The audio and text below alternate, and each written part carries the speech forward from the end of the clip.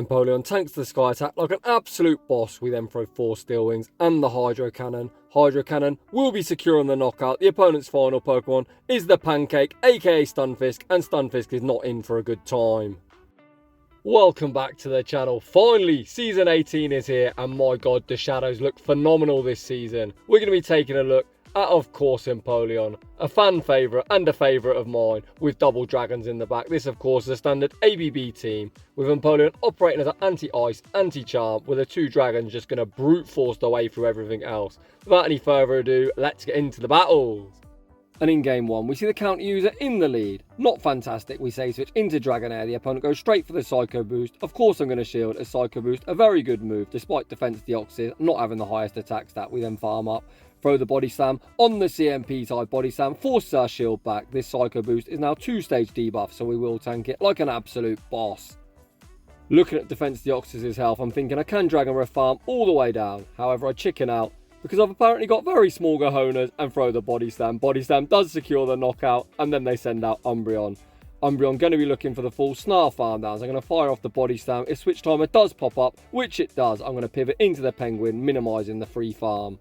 This is the first time I've used the Penguin in the Great League. Of course, it was only released recently, and you can see its bulk not particularly great, as Umbreon also hits like a wet noodle, and that did a lot of damage. We then shield up the next foul play. I'm going to throw 4 Steel Wings and the next Hydro Cannon, and we're going to see the power of Empoleon. Umbreon, one of the thickest mon in the format, and Hydro Cannon lands for huge damage. The opponent going to be forced to throw. Foul play, of course, will be securing the knockout. We've got no Protect Shields remaining, so I'm going to wait out my clock, ensure Switch Timer will be up so I can potentially catch back on Dragonair. The opponent I thought was running a BBML team, evidently they're not. They send out Metagross and stay in school, kids. Learn to count. We're going to catch the Meteor Mash back onto our low health Dragonair, and Goodra's new move of Aqua Tail is going to come in clutch. The first Aqua Tail is going to get him down below half health. The second Aqua Tail is going to be all she wrote. And we're off to a 1-0 start. GG's, and thanks for playing. Heading into the next battle, we see the battle of the water types. Blastoise, another fan favourite, not fantastic. We've got 2 better responses in the back, so I say switch into Dragonair. The opponent goes straight for the Hydro Cannon, despite this being resisted. Dragonair does get 2-shot by Hydro Cannon because it's an absolute busted move. I'm going to farm up, throw the Body Slam, force the protection. I'm going to look to throw the next Body Slam on the CMP tie and see what the opponent wants to do. Body Slam forces the opponent's final Protect Shield, and now it's time to show you just how squishy Sahdow Dragonair is. This isn't even a Shadow Blastoise, but it still does around 50%. We are able to win the 1-2 shield, which is advantageous for myself. The opponent then send out Skarmory. This Aqua Tail did get a buff this season, but you can see Skarmory still very thick. Of course, my second dragon in the back doesn't want to see a Steel type, so I'm going to send out the Penguin. Interestingly, the opponent is running Air Slash. I'd recommend Steel Wing if you'd like to use Skarmory. But regardless, we're going to throw 4 Steel Wings and the Hydro Cannon. Hydro Cannon will be secure on the knockout. The opponent's final Pokemon is the Pancake, aka Unovan Stunfisk, and they're not in for a good time. Hydro Cannon nearly one-shots. We pivot into Goodra. We're going to be able to Dragon Breath farm down and take this game. The opponent does reach 1 departing move. They throw the wrong move. Of course, you want to throw a Mud Bomb in that situation, as it is neutral, whereas Dragon does resist electric. Heading into the next battle, we see the battle of the water types. Our Steel Penguin into this giant goldfish. The opponent isn't running Triple Legacy. Seeking does have quite a lot of play if you want to invest 3 Elite TMs on Poison Jab, Drill Run and Icy Wind. I force a Protect Shield, then pivot into Dragonair. This thing does learn Ice Beam, and I'm going to respect it. The opponent does have Ice Beam, and my god, am I thankful I invested the Protect Shield. My Dragonair save switch has done exactly what I want it to do. So the idea of running an ABB team is you always look to pivot in neutral situations in the lead into one of your B types and look to draw out the hardest counter for your B types, which we've done here. We can then send back out the Penguin, commit to the Steel Wing farm down. With the Ice type out the way, Goodra should be primed to sweep. Empoleon gets the full Steel Wing farm down. The opponent with no Protect Shields back out. Comes Seeking, we fire off 4 Steel Wings and the Drill Peck. Drill Peck will be secure in the knockout. The opponent's final Pokemon is Camerupt. Holy, what a pick. But Camerupt, unfortunately, going to be straight in and straight out. Sorry, Mr. Camel. Moving on to the next one. We see some Shadow on Shadow crime Empoleon into Kanto Marowak. Mark does have access to Thunder Punch, which they do get after 6 Poison Jabs. So I throw 6 Steel Wings, look to catch the Thunder Punch onto Dragonair. The opponent continued to stay in. These Poison Jabs doing ridiculous damage. Likewise, our Dragon Breaths are chunking. We farm up, throw the Body Slam, winning the charge move prior event, gaining ourselves shield advantage. The opponent didn't switch out, so I'm thinking perhaps they haven't got a Dragon answer. Of course, this is the early rank, so it could just be an inexperienced player, but I take my shield advantage. We're going to send back out the Penguin, commit to the Steel Wing farm down, leave with a whole heap of energy. Out comes Swampert once again, Shadow on Shadow Claw. We fire off the Hydro Cannon, near one-shot on the opponent, and then pivot into Goodra, get him the snipe. The opponent's final Pokemon is Trevenant, and this is just GG's. We're going to win this straight Dragon Breath in the 2-shield. This is actually only a Seed Bomb. I shield the first, I don't really know why. I guess I'm just doing whatever the heck I want as this game's over. The opponent once again doesn't build up to the Shadow Ball, so we are going to tank the next one. Goodra displays very respectable bulk, and we're going to be able to Dragon Breath farm down and take that game. In the next battle, we see a matchup that has greatly improved this season due to having access to Steel Wing. It looks like the opponent attempted to throw on the CMP type. I had no intentions of throwing. We correctly shot at the energy ball. The opponent then switches out into the basic bitch tin can. And we don't really have any Registeel answer. So what we're going to do is we're going to chip him with the Hydro Cannon. And then going to try my luck at catching a charge move onto Goodra. Hopefully the opponent goes straight Zap, not Focus Blast. The opponent does throw the Zap and that is resisted. And you can see Goodra tanked it like an absolute champ. I'll be honest, I've been so impressed with Goodra's bulk. This is only level 16. Obviously, the higher you power up your Mon, usually the more bulky it is in the Great League. However, Goodra, very, very bulky. The opponent, once again, fire off the Zap Cannon. I have no idea why. We're going to fire off the Aqua Tail. You can see I do go for the full undercharge. The opponent actually invests that protection. They do get the full lock-on farm down. However, I can send out Dragonair. I'm going to be able to Dragon Breath farm down before they reach the next move. General rule of thumb, the regular Abomasnow usually runs Icy Wind, and the Shadow does run Weather Ball. However, I take no chances in case the opponent did have Weather Ball. I send out Empoleon looking to make the catch. The opponent didn't have it. We managed to farm down. The opponent then send out Azumarill, quickly realise the game's over, and they're going to concede the match. GG's to that opponent.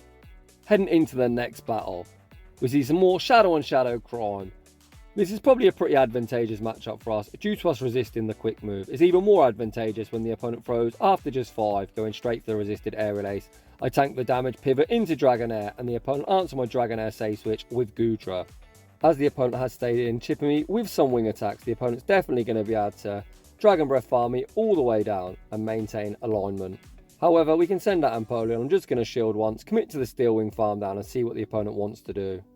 I'll be honest, I wasn't actually counting here. I was sneakily playing these battles at work, don't tell anyone.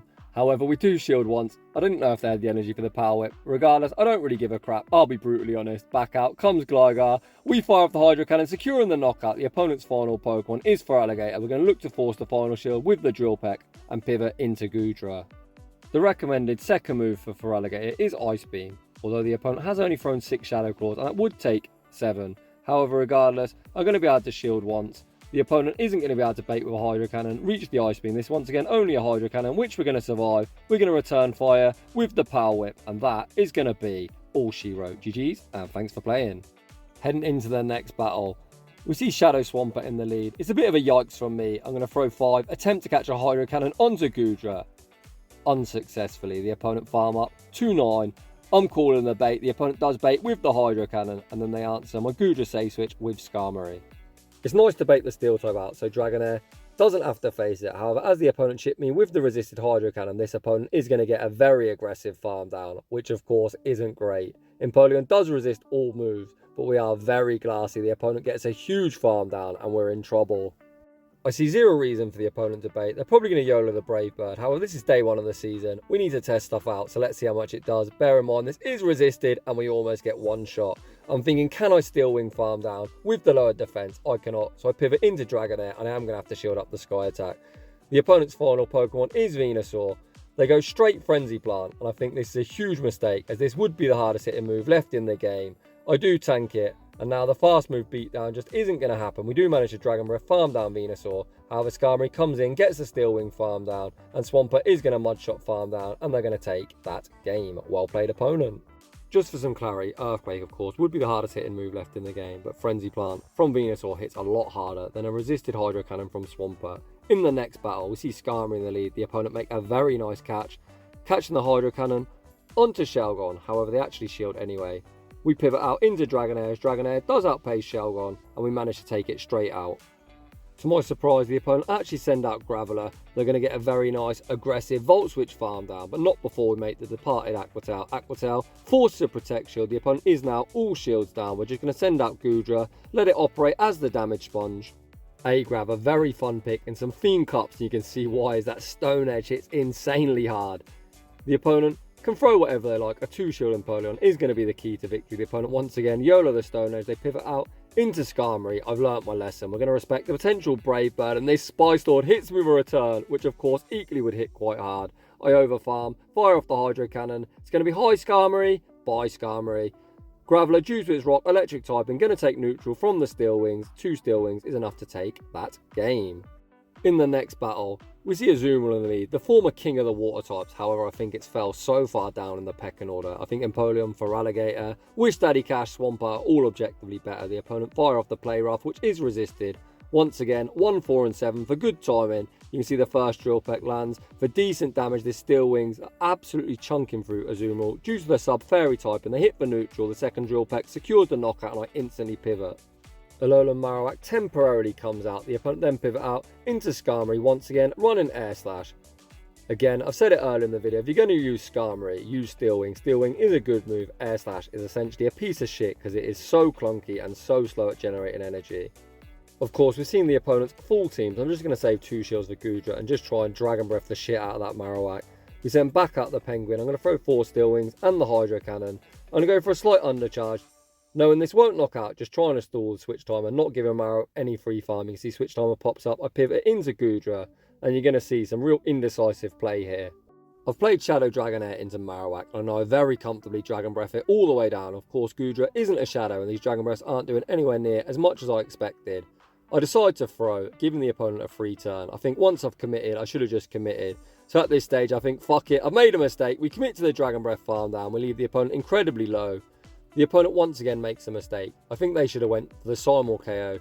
Just straight fast move. However, they throw back-to-back charge moves, which is going to allow Empoleon to get the Steel Wings through and take that game. I'm unsure if it would have survived one fire spin. I think it could have been a tie.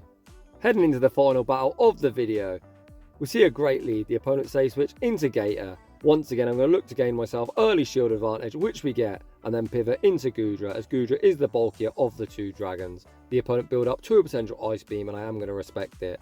The opponent fire off the Crunch, which is pretty brutal. Again, this is only a Crunch, but they did get the debuff the first time. Goodra's Bolt coming in clutch. We fire off the Aqua Tail. Aqua Tail won't quite be lethal, but we are going to be able to Dragon Breath farm down afterwards, and we are going to maintain alignment.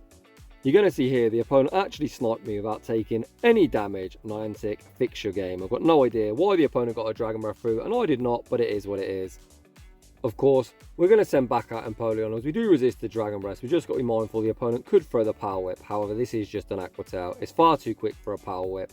The opponent fire off the Aqua Tail. Even that does a lot of damage. The opponent then make a very nice catch, catching the Drill Peck onto Lantern. However, we've got a very nice Lantern answer in the form of our Dragonair. Shadow Dragon Breath going to tear through this silly electric fish. The opponent goes straight surf, so we're not going to respect the first move. The opponent is going to need to reach multiple charges. You can see these sparks, despite being resisted, are chunking, and I threw like an absolute potato there on alignment. Jamie, what are you doing? So the win con from here would be to shield this move up, commit to the Dragon Breath farm down, and throw the Body Slam at Goodra. You can see as I threw on alignment, I think the opponent might actually reach a surf. Regardless of that, I should have committed to my win con. Jamie Finn putting on a clinic 101 of how to throw a game. The opponent Dragon Breath farm down my Dragonair, Dragon Breath farm down Empoleon, and take that game. So if you're going to use this team, don't play like a potato like I did in that last battle. However, I must say this team was very, very good. I wasn't particularly zoned in whatsoever. I was playing these battles while I had other stuff going on, but the team still performed phenomenally. So if you're enjoying the content, smash that like button. If you're new, consider subscribing. If you like your battles featured on my channel, a link to the battle submission form is down below. And as always, a huge thank you to everyone for watching, and I'll see you all in the next one.